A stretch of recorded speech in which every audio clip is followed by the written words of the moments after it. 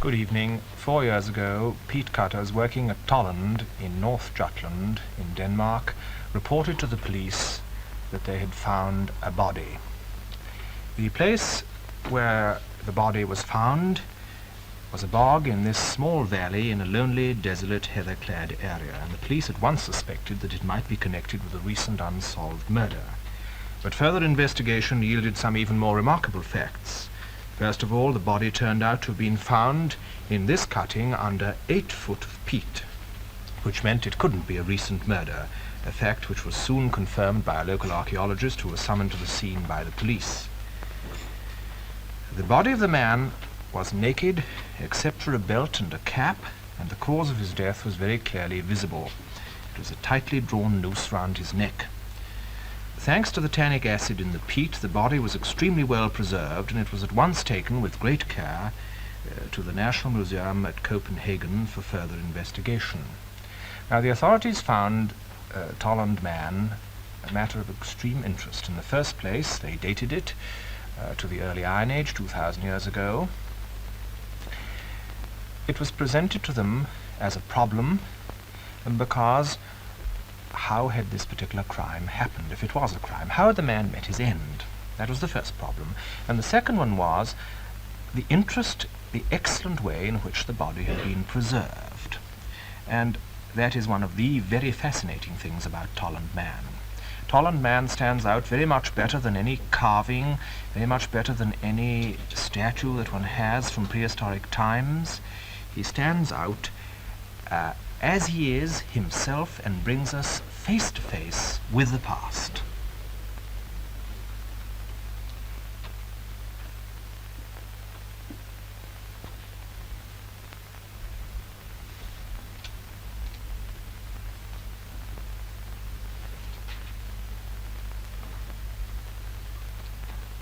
Quite extraordinary, I think you will agree. Now, before we start to discuss how Tollund Man met his end, I think we should have another look at him so that we can decide in our own minds, is this the face of a criminal, is this the face of a prisoner of war, or is this the victim of some prehistoric murder?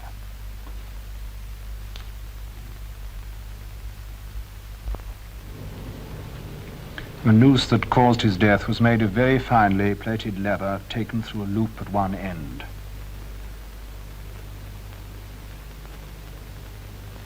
Only the head has been preserved at the National Museum at Copenhagen. The body has been used for examination and analysis. The whole preservative processes took about 14 months. It's left the face almost like a carving in ebony, except that you can see here the day's growth of beard on the face. The leather cap is the only garment, except a belt. Underneath it you can see the hair perfectly preserved.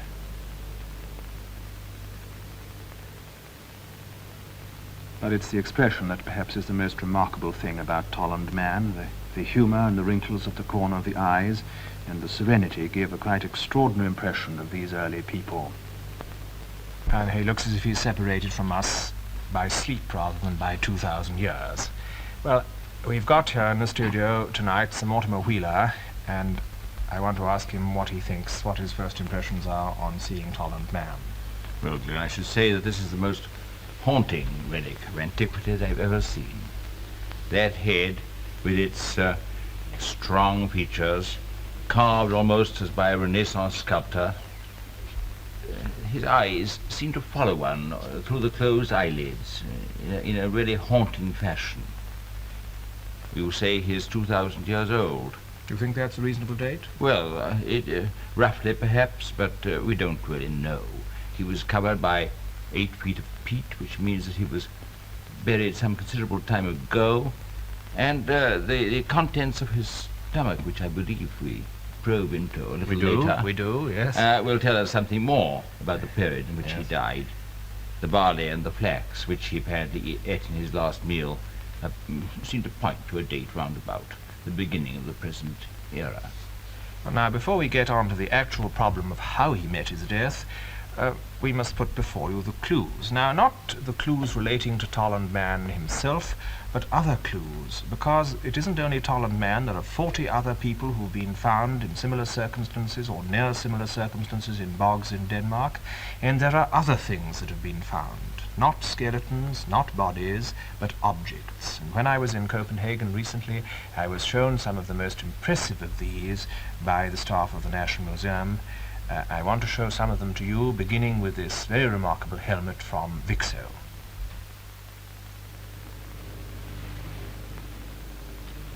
Obviously, with its very impressive appearance, it must have belonged to some extremely important person. You can see the way the design of a human face has been worked into it. The eyes and then the eyebrows.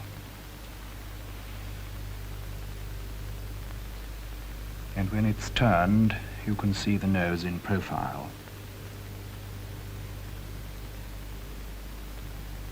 Over the top of the head is this slot for a crest of some sort, and two little tubes to hold some plumes, probably.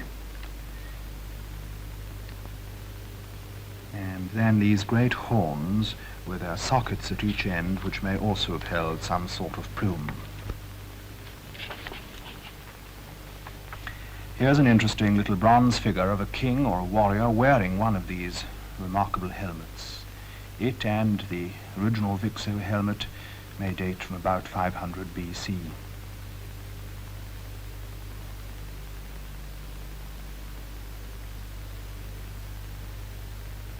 We know from a drawing made when this figure was discovered that there were originally two of them. They were joined together like this, and notice the axes that these figures are holding. Here's the axe head from just such an axe, a beautiful piece of bronze casting, and like the others, found in a bog.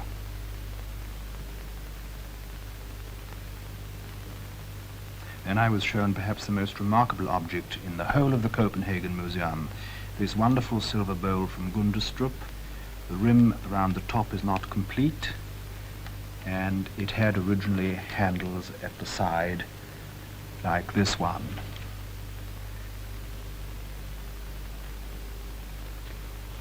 The panels on the outside are representations of Celtic gods. This was probably a hunting god. You can see the two little figures holding boars in the god's hands. There were originally 8 panels round the outside, but one is missing, hence the gaps between them. This panel seems to have a dancing girl trampling on a small figure on a horse. The bowl itself dates from the early Iron Age. Notice here a resemblance to a Nazi eagle. This god is a very handsome one, another hunting god perhaps, with a reindeer in each hand.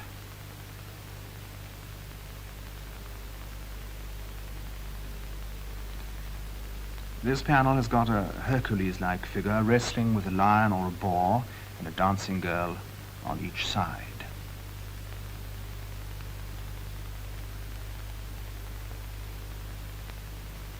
The oddest monster of all is on this panel. It's a sort of two-headed dachshund which is busy eating somebody at each end. And here we come back to the first panel again. The interior panels are even more striking with their vigor, their art, and their workmanship. They're a sort of Parthenon frieze of Celtic art. Here's the scene, perhaps after a victorious battle. Serried ranks of armed men, trumpeters, with, I presume, their sacrificial trumpets, and then this little scene explaining perhaps the bowl's existence.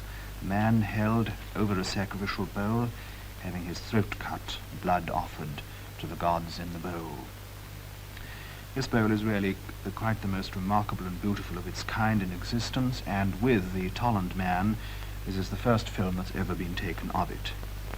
This next panel gives us a clue to where the bowl perhaps came from. There's a distinct feeling of Eastern art about this. Look how the reindeer-headed king is sitting with a torque in his right hand and a serpent in the left. It's almost Hindu in style. Perhaps the bowl itself came from Scythia on the Black Sea and eventually found its way to Denmark.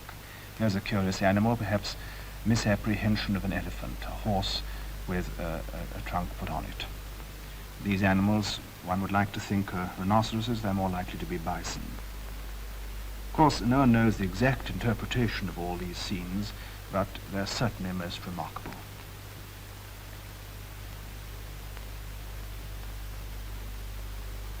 This carving of a bull is at the bottom of the bowl. The whole bowl dates from about 100 BC to 100 AD.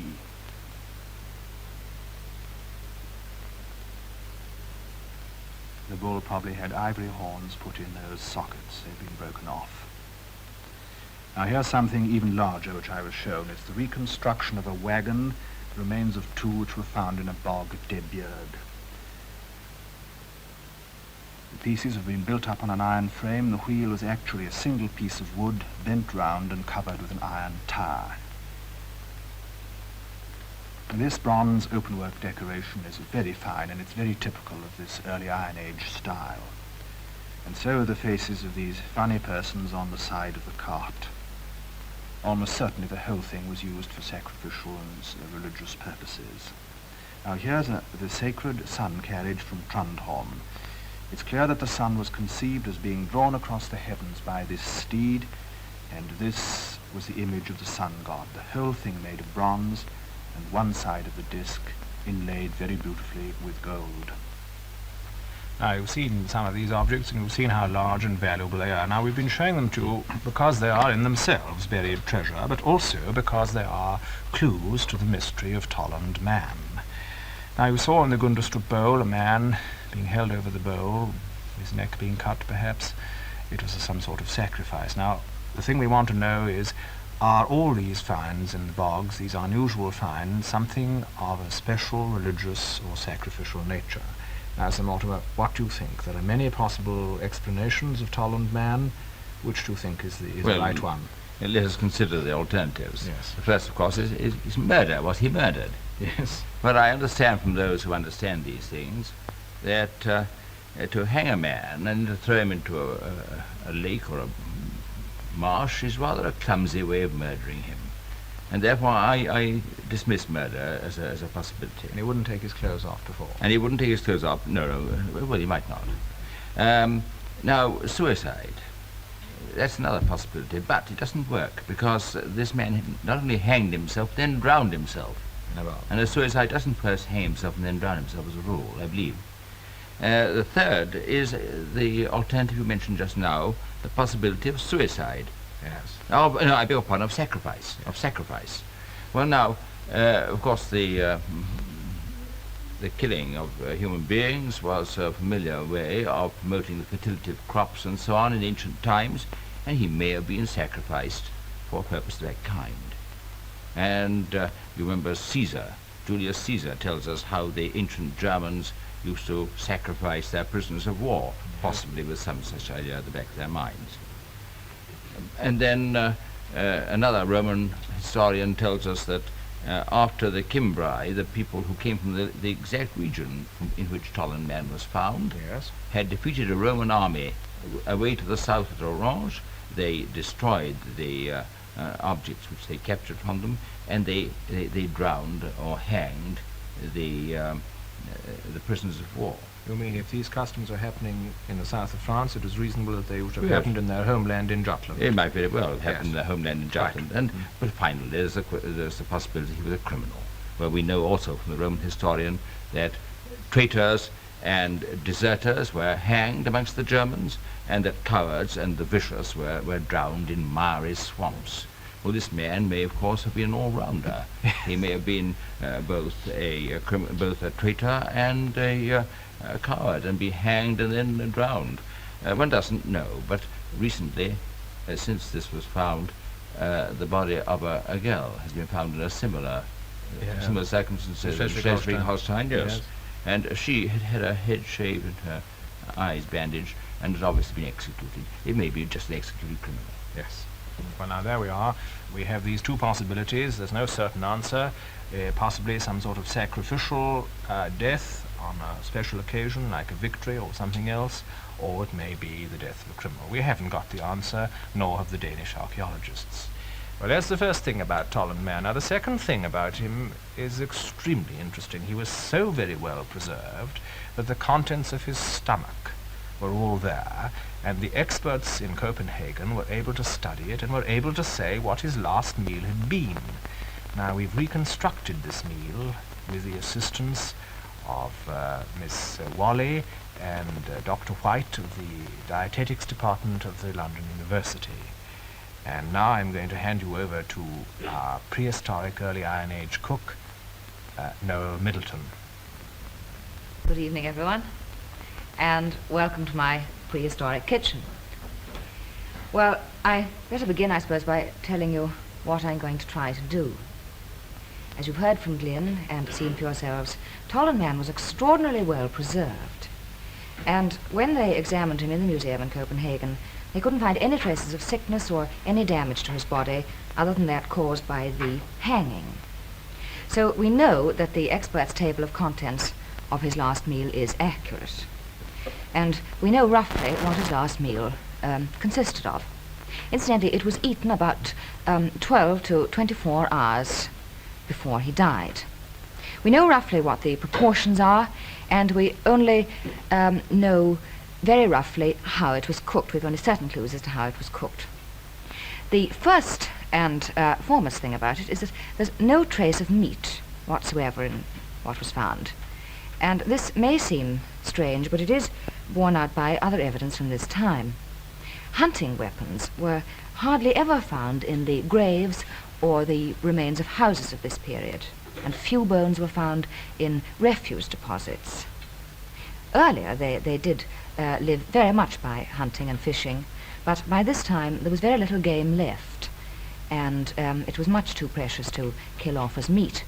They did have their domestic animals, of course. They had sheep and cattle, pigs, goats, and but these particular ones were much too precious to kill off as meat, and we know from this, except they sometimes kill them on very special occasions, I think, but we know from this that Tollund Man's last meal was vegetable, and it consisted of the following seeds or grains. First of all, there was barley. Barley, which you can see here, and there's a picture of it, and it was the foremost means of subsistence as far as corn went at this time. And then next there's linseed. It's a rather light sort of coffee color, these small seeds, and it's the seed of flax. There is, of course, one slight disadvantage about eating linseed in large quantities, and that is that it's got a well-known laxative effect. But this can be overcome if you soak the seeds in water for some time, or you can boil them up and then drain them off very carefully, which is what we're doing with the ones we're cooking for Glyn and some Mortimer this evening. And if any of you would like to try out this prehistoric recipe, well, I think you should soak them, do the same. Then there are camelina seeds here, and they're very, very tiny, and they're a product of the mustard family, and they were probably cultivated along with the flax. And like linseed, they're very rich in oil, and therefore they're very valuable as a food. Then there's pale persicaria, seeds of pale persicaria, and this is the picture. Oh, I think that's upside down. And this may be more familiar to you because they're very light seeds, and they are found very often on waste ground.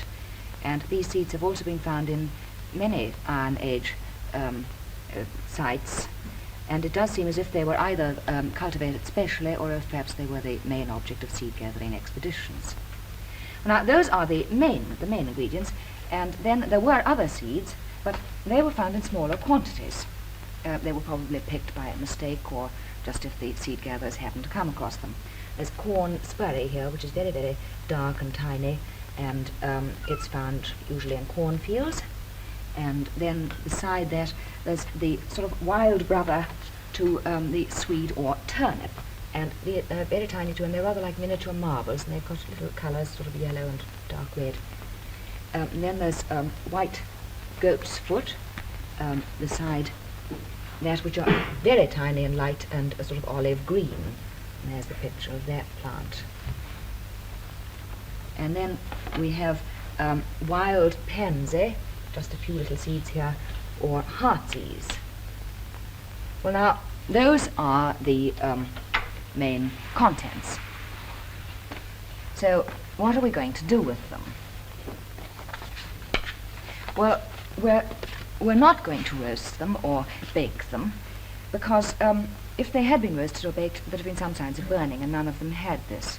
So that means they couldn't have been made into bread. The first bread which was found in this part of the world dates from 400 AD, and it consisted of a charred bun, which was made of barley and gravel. And the next bread was 400 years later, and that consisted of coarsely ground peas and spruce bark. And there you are, neither of them sound particularly attractive to me. Well, anyway, to get back to Tollund Man, he could hardly, I suppose, have eaten these seeds raw. So if they weren't roasted and they weren't baked, the only thing that's left is boiling. And there is evidence which sort of fits in with this, because some bowls, pots were found, clay pots with a crust round them, and this does look as if something like soup or porridge had been boiled in them. And anyway, porridge has always been a very popular dish with the Norwegians. Well, now, there we are. How are we going to prepare this gruel? Well, I've got an enormous cauldron here, and we'll start off by putting in the barley, and then the linseed, which has been very well soaked, and then the camelina seeds, the pale persicaria, and then the sprinkling of the other seeds. There they go. He's a bit far over. Now they're all in, and then you add some water to them, quite a lot, because of course they soak up a lot. There's about 2 pints here, and I think that's about enough. And you stir all this round. They are, of course, just floating now, because after they're cooked they won't swell. And you stir it constantly. You keep it over a low heat for, I think 10 hours. At the end of 10 hours, you've got a jolly good iron-aged gruel. Now, the only thing we've left out of this is a spoonful of fine sand, which Tollund Man had in his. We didn't put that in out of consideration for Glyn and some Mortimer. We are, of course, using only dishes and implements that they might have used at this time, except for the fire here, because we couldn't build a big log fire in the studios for obvious reasons, but I'm sure the effect on the cooking won't be very different. Now, in this cauldron over here, we have got a gruel which has been cooking for 10 hours, and the ingredients, you'll have to take my word for it, are exactly the same as the ones we've just seen here, and I'm going to dish this out for Glyn and some Mortimer to try. There isn't one other thing, what they might have had with it. They could have had salt or honey or milk, and none of these would have left any traces, so I've asked Glyn and some Mortimer to choose what they'd like, and they've chosen salt. In colour, it's a rather sinister-looking purpley brown. I put a little bit more into this bowl here. You see, it's speckled with the seeds. And when it's cold, it sets quite hard, so they might have eaten it cold, or they might have sliced it up as a sort of cake. Well, I think that covers everything, except what they might have had to drink with it. Well, we know from the Greek explorer Pythias, who travelled to Denmark about this time, it was about 330 BC, and we know from him that the local inhabitants then drank mead or barley. So, or mead or beer, I'm so sorry, beer. And we brought along some mead to the studio to complete this meal. So while Glyn and some Mortimer fortify themselves with this, I'll bring over the gruel for them to try. I'll just put the salt on first.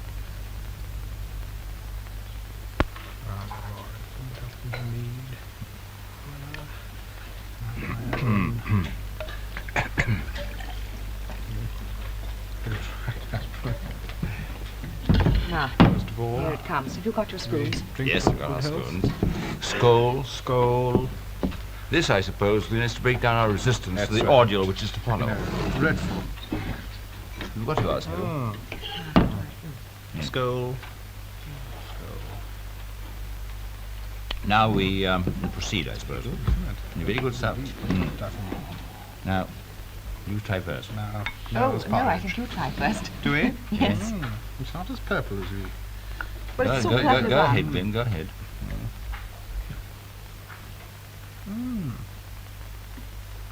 Is it delicious? No. Glyn, is anyone looking?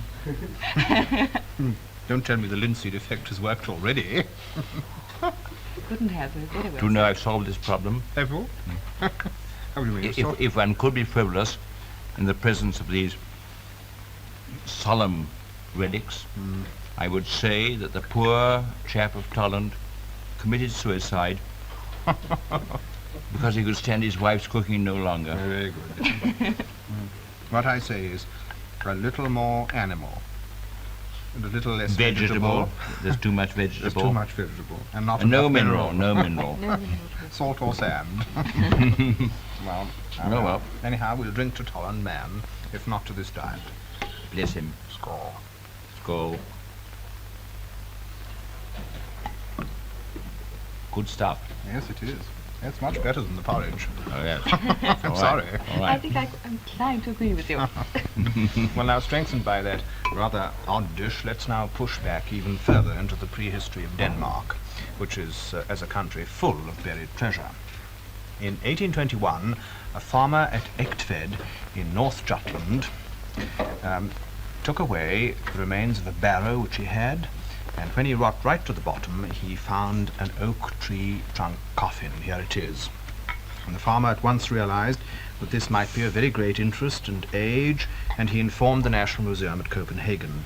And sure enough, the coffin did turn out to contain the fully clothed skeleton of a young woman, dating from the early Bronze Age, some 3,500 years ago. Now, unlike Tollund Man, it was mainly the hair and the teeth of this body that survived. The water which had filled the coffin, however, had preserved completely the clothing in which the woman had been dressed. The coffin was taken to the National Museum, and there you can see it at the present day, carefully restored to the state it was when it was first opened.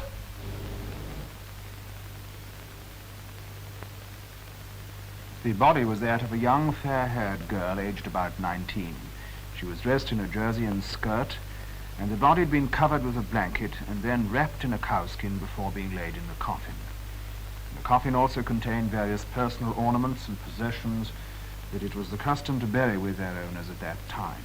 At the foot was a birchwood bucket, and from the crystallized remains at the bottom we know it must have contained a sort of cranberry wine flavored with honey and bog myrtle.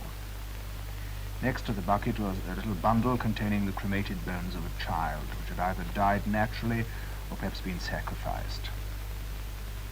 Then there was this little small birchwood box containing an awl used for making holes in material when sewing, and a cord, probably for tying up the hair, and some bones. Then there was this small bronze box or canister, which contained some sad little personal relics.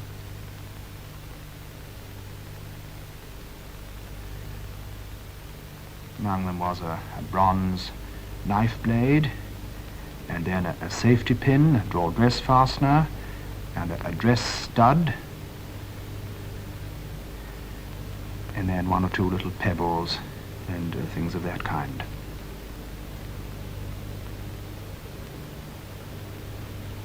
The box itself was decorated in the very beautiful incised style of the Middle Bronze Age. And then a yarrow flower had been laid in the coffin, a sign that the burial had taken place in the summer. The style of skirt found in the Egtved coffin we know of from other evidence from bronze statuettes. Here's a little bronze figure, either an acrobat or perhaps a handle of some kind. And here's another, probably the image of a goddess of fertility. And this particular figure also gives us an idea of the contemporary hairstyle. We know from the grave finds that they took a lot of trouble about the style, and many of the women have their hair braided in a most complicated fashion. As I've said, the clothes in the Egtved coffin were very perfectly preserved, and you can see them any day you like in the Copenhagen Museum. You will also find there clothes from men who were buried in similar tree trunk coffins. Now, of course, it wasn't possible to bring these clothes from the Copenhagen Museum, but we've had replicas made. And now we want to invite you to attend at what is really a Bronze Age fashion parade.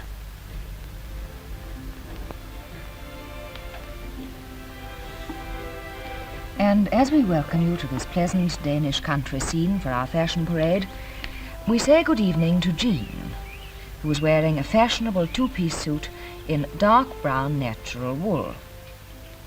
This is a lightweight summer outfit, eminently suitable for the warm weather of the Bronze Age, practical for outdoor work, and at the same time very elegant.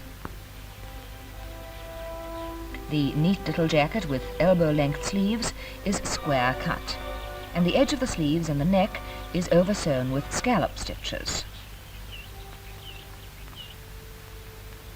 The jacket is held around the waist by this very elegant tasselled belt, which also carries, of course, this bronze ornament, beautifully hammered and engraved with the popular spiral design.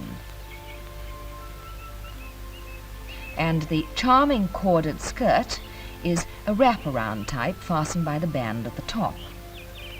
The model that Jean is wearing is a plain one and doesn't have the decorative row of bronze or amber tubes 2 or 3 inches below the top band, which many models of this skirt feature.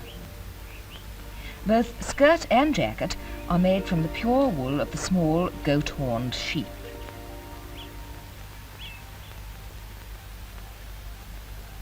To set off this outfit, Jean is wearing 2 bronze bangles of contrasting styles.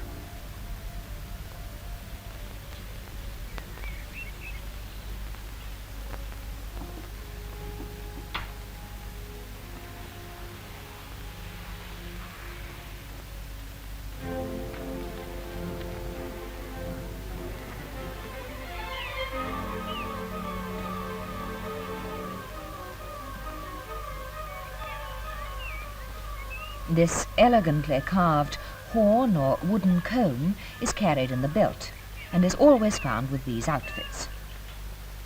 Notice also the fashionable single bronze earring that Jean is wearing, and the hairstyle with its braided top and pony's tail.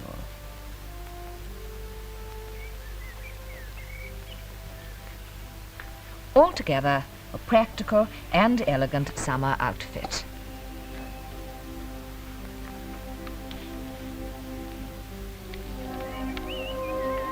And now we say hello there to Gordon, who is wearing the cloak, gown and hat of the well-dressed Bronze Age man.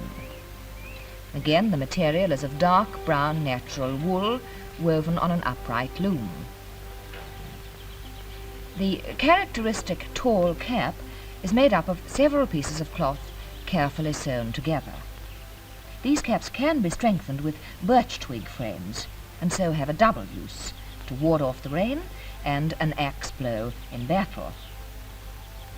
The cloak is a really beautiful and impressive garment, held across the chest by a large bronze pin. And the gown underneath is wrapped round the body and held in place by shoulder straps and a belt. The belt is woven and goes twice round the body. A sword, when worn, is carried in a leather belt over one shoulder.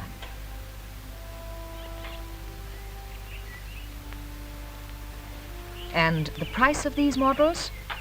Well, the originals are literally priceless. And even the copies are rather more than an average summer outfit. Well, you've got a good impression by now of the clothing that existed in the Middle Bronze Age in Denmark. You may be saying, well, how did these people live? Well, that, of course, is the great difficulty in trying to reconstruct the prehistoric past. The archaeologist is always up against it. The Danes have been up against it, and they have tried to reconstruct the past of the Middle Bronze Age. They've made a film trying to get back the life of that very remote period. We want to show you some of it, and here it is.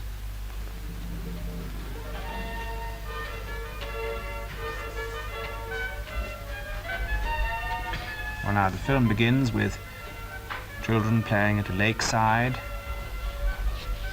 and they're suddenly disturbed by the arrival of what to them are foreigners.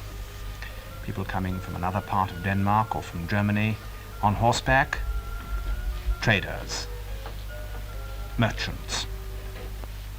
And the village comes out to meet them, and the exchange of products begins.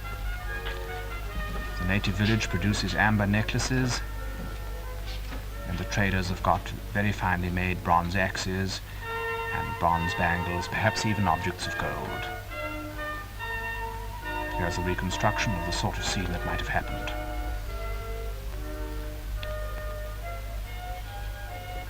An axe is being exchanged for a necklace of amber.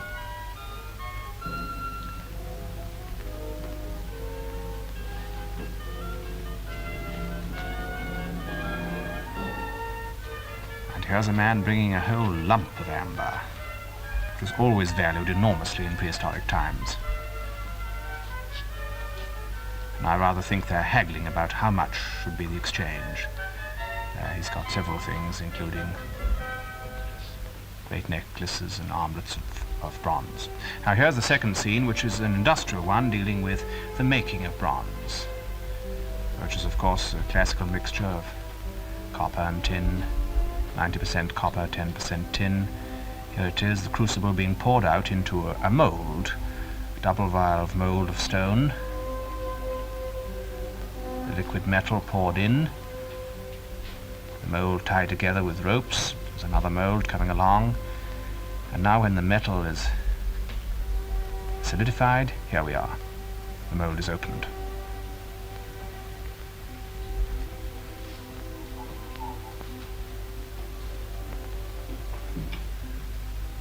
And there's the resultant bronze axe. At first it's rough and got edges that have got to be trimmed, but there's the final product with its flanges.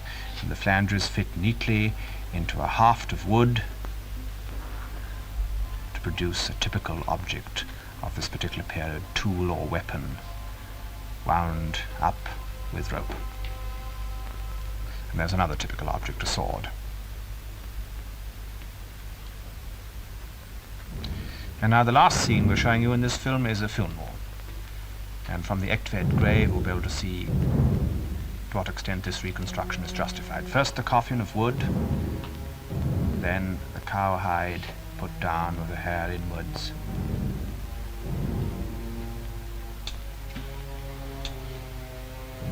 Mourners and relatives gather around.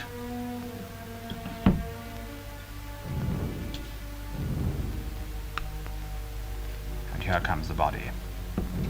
The body of the young woman laid into the tree trunk coffin, and the cowhide put over her.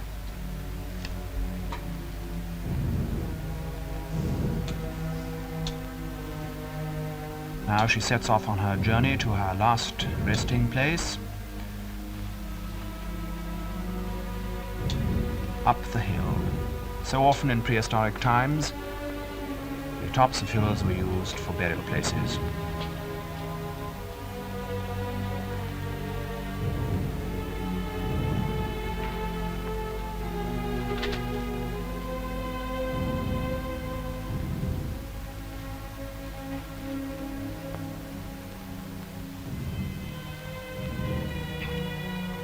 The coffin is put down.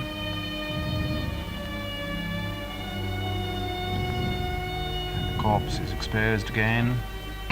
Objects placed with it, sword, dagger. And then a little folding stool like the one which our Iron Age cook was sitting on. And then a bowl, possibly of mead, like the mead we've been drinking. And then a little bronze box, possibly full of trinkets and personal things, like a knife. And then a blanket. And then the cowhide placed over again. Burial sealed in. And that part of the funeral is over. Then the lid of the coffin is brought. It's the other part of the oak trunk.